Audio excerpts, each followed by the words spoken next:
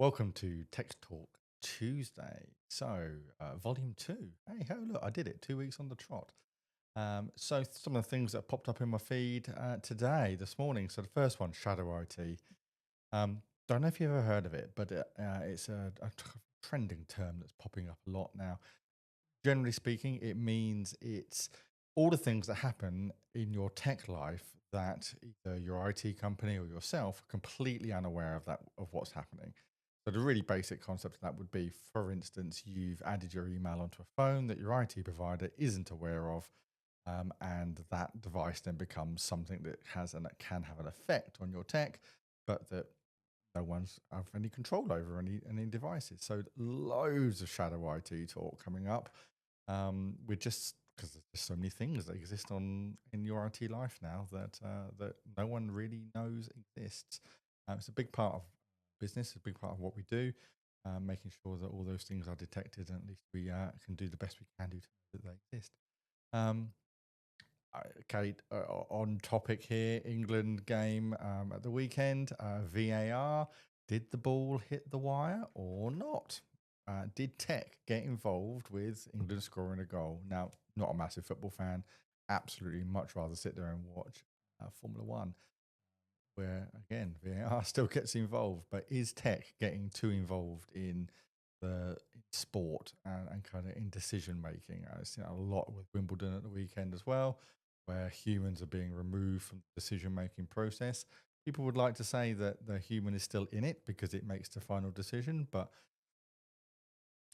are we? I don't know.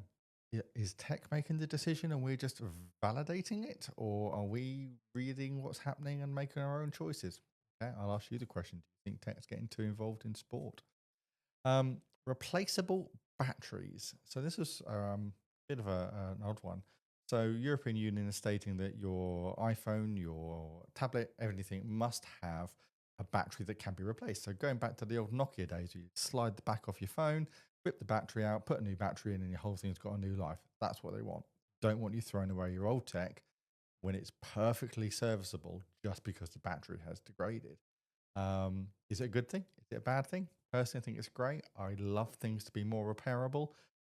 Hate throwing away good stuff. All these computers these days, they're so compact, they're so small.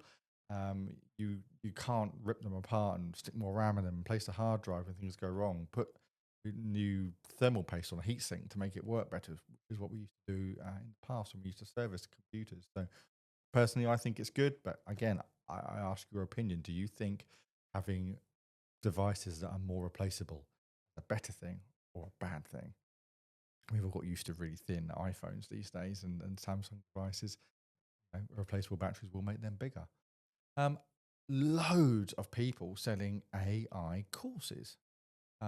So, like, rather than people trying to sell you training courses for, I don't know, just generally being better at certain parts of your job, people are now trying to sell courses to teach you to be better to use AI. Um, I think I'm a little bit on the fence here. I don't know if it's a good thing or a point in time thing, or just like, is this here to stay? I don't know. I think it might be a little bit point in time. I think AI will probably surpass that requirement, just to actually understand what it is that you're trying to say without you having to be very good at prompting. So I do think it's maybe a bit point in time, but I'd love your opinion. And as always, so keep this nice and short, trying to keep it under 5 minutes each week. I will see you next Tuesday.